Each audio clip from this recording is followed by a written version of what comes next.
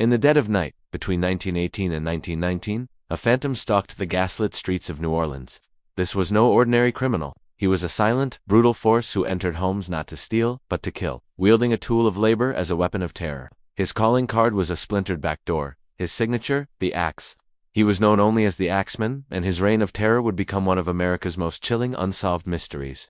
Welcome to the Redacted Room, where we unseal the stories of history's most elusive figures. Our story begins in the spring of 1918. New Orleans was a city alive with music, a melting pot of cultures, but a dark undercurrent of fear was about to ripple through its vibrant communities. On May 22nd, a grocer named Joseph Maggio and his wife Catherine were found brutally murdered in their home, which was connected to their small shop. The scene was horrific. A bloody axe, belonging to the victims, was left behind. The killer had chiseled a panel out of their back door to gain entry. Panic didn't set in immediately. It was a brutal crime, but perhaps an isolated one. That illusion was shattered just 1 month later. Louis Bezumer, another grocer, and his partner Harriet Lowe were attacked in a nearly identical fashion. They were struck with a hatchet as they slept. Miraculously, both initially survived, though Harriet Lowe would later succumb to her injuries. Before she died, she whispered a description of her attacker, a tall, heavy-set man. The city's police force, already stretched thin, was now facing a terrifying pattern. The attacker seemed to target Italian-American grocers, using their own tools against them. He left no fingerprints, stole nothing of significant value, and vanished like a ghost into the night. Fear began to grip the Italian-American community.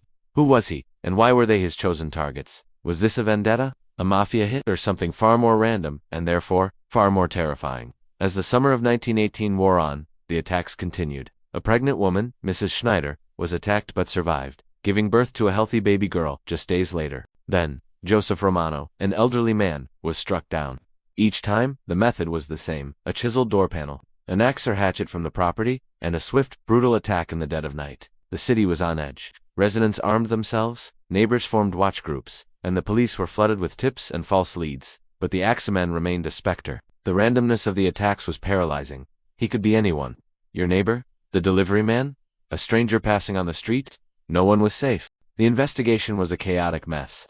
The New Orleans police force at the time was notoriously corrupt and inefficient. They arrested dozens of people, often with flimsy evidence, only to release them later.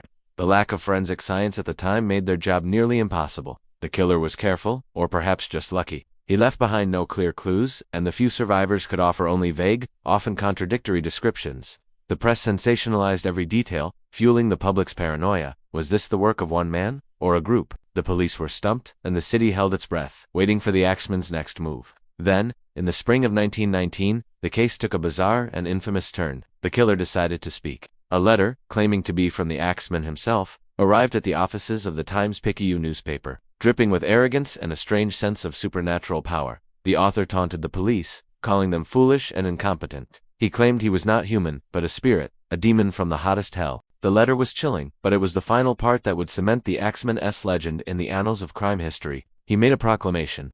On the following Tuesday, March 19th, at 12:15 a.m., he would pass through New Orleans again, and he would spare any home from which the sound of a jazz band was blaring. He wrote, "I am very fond of jazz music, and I swear by all the devils in the nether regions that every person shall be spared in whose home a jazz band is in full swing." Can you imagine the scene? A city held hostage by a madman's whim. That Tuesday night, New Orleans erupted. From grand halls to tiny apartments, the sound of jazz music filled the air. Professional bands and amateur musicians played until their fingers were sore. People who didn't have instruments turned up their phonographs as loud as they would go.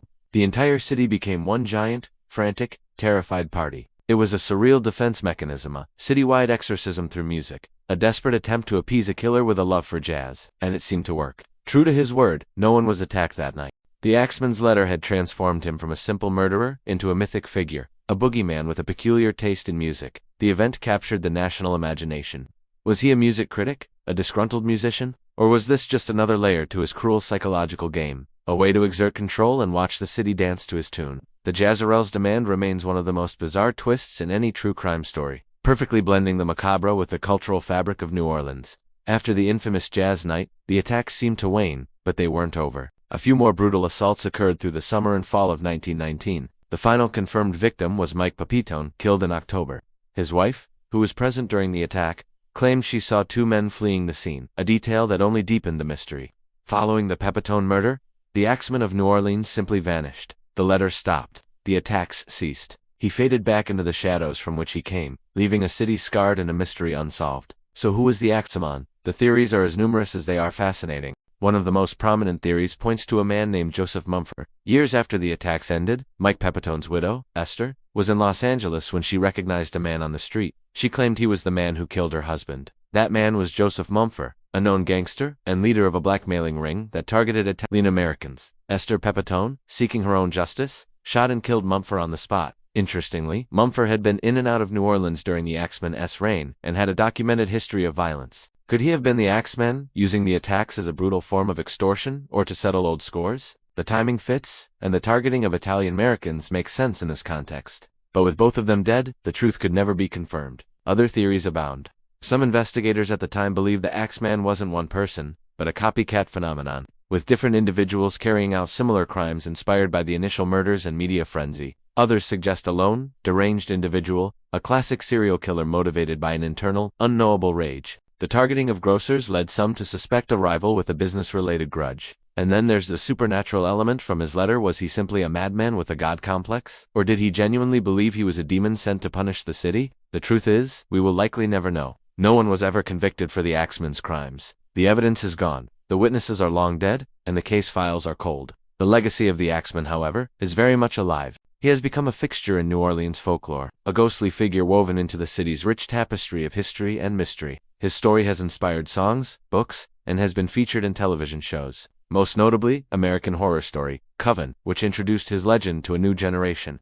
He represents a unique intersection of terror and culture. The image of a city playing jazz music to save their lives is a powerful and haunting one, a testament to the strange and sometimes surreal nature of fear. Over a century later, the question still hangs in the humid Louisiana air. Who was the man behind the axe? Was he a gangster, a madman, a phantom, or something else entirely? His identity remains locked away, a redacted file in the archives of American crime. He is a chilling reminder that sometimes, the most terrifying monsters are the ones we can't identify. The faceless threats that emerge from the dark and then disappear without a trace, leaving only questions and fear in their wake. The Axeman of New Orleans remains an enigma, his story a dark, jazzy ballad of murder and mystery that continues to fascinate and frighten us to this day.